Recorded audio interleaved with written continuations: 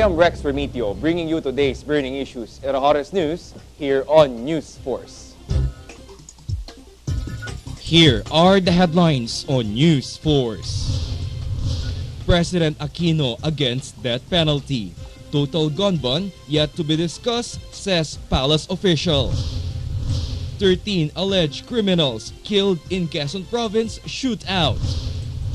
Price adjustment in gasoline prices set this week. Authorities set preparations on Black Nazarene Feast.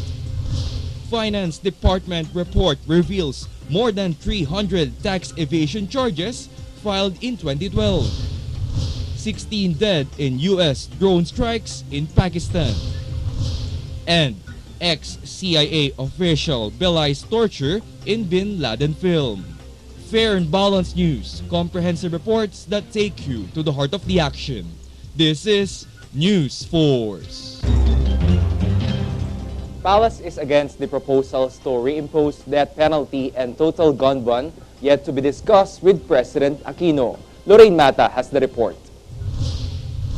Palace turned down proposal Sunday to bring back death penalty despite recent violent incidents such as the shooting rampage in Kawit, Cavite that caused 8 deaths and the New Year's Eve revelry gunfire that killed 2 children.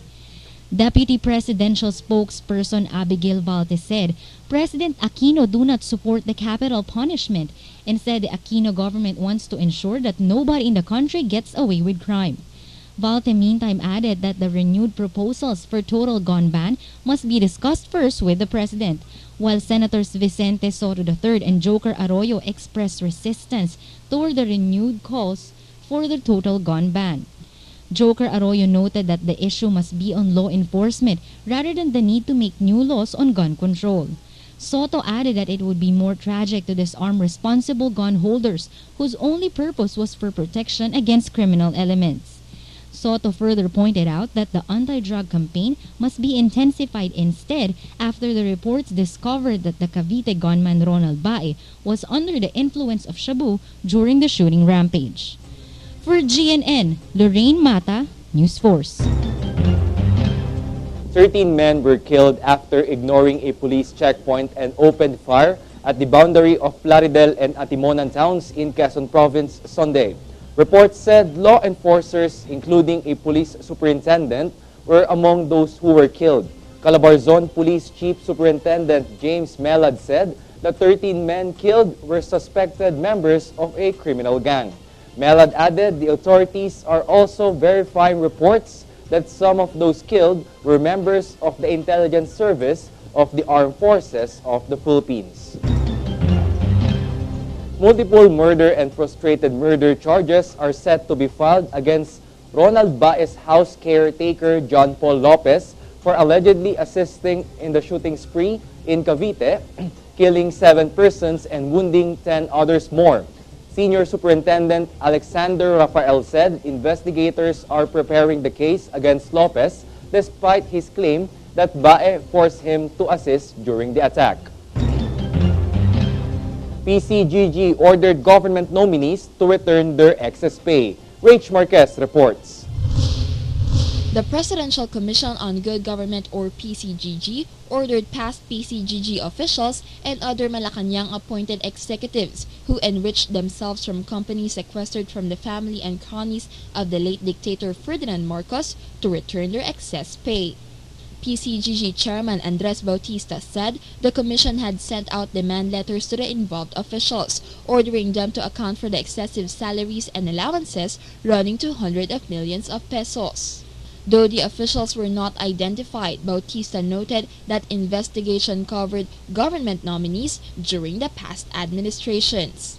PCGG Commissioner Nelson Acebo said the amount demanded to be recovered from the nominees ranged from 20 million pesos to 100 million pesos each. The current PCGG leadership meantime recommended to Malacanang that the agency be granted to wind down its operations, saying it was more effective for the Department of Justice and Department of Finance to handle the cases and the sequestered assets, respectively. President Aquino, meanwhile, has not acted on the proposal.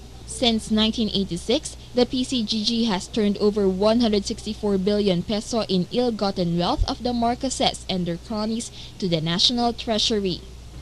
For GNN, Rich Marquez, News Force. Senator Joker Arroyo said the Presidential Commission on Good Government, or PCGG, failed to prevent the recurrence of ill-gotten wealth cases in almost 27 years of its existence. Arroyo, however, noted the PCGG did not have it easy when it began identifying irregularly acquired assets of the Marcoses and their cronies in 1986, given the circumstances in post-martial law.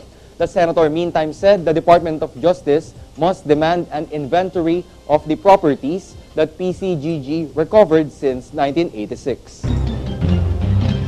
Former President Gloria Macapagal Arroyo has asked the Supreme Court to stop the Sandigan Bayan from pursuing plunder case against her due to alleged misuse of 366 million pesos Philippine Charity Sweepstakes Office funds. Anacleto Diaz, Arroyo's lawyer, said the Office of the Ombudsman already had a resolution dismissing the plunder charges against Arroyo. Ombudsman Conchita Carpio Morales, however, constituted a second panel of investigators to overturn the first resolution. Possible price alterations in gasoline prices is set this week. Imported gasolines were expected to increase its price from 10 centavos to 25 centavos per liter. Diesel gasoline, however, is expected to have a rollback from 10 centavos to 20 centavos per liter.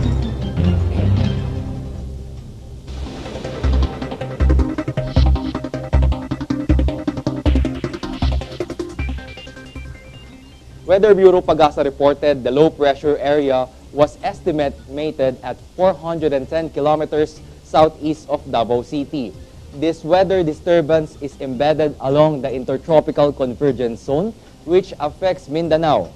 Moderate to heavy rains and thunderstorms are expected in Mindanao, particularly in the regions of Davao and Soc-Sargen, which may trigger flash floods and landslides. Authorities set preparations on Black Nazarene Feast. Finance Department report reveals more than 300 tax evasion charges filed in 2012. Stay tuned for those stories and more reports when News Force returns.